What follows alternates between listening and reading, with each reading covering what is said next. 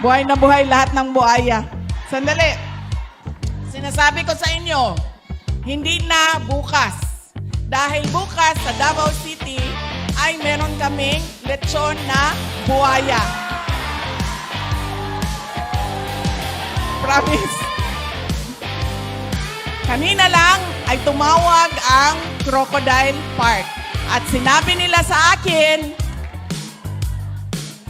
bibigyan namin ang prayer rally ng lechon na buhaya. Oh, hindi lang yan.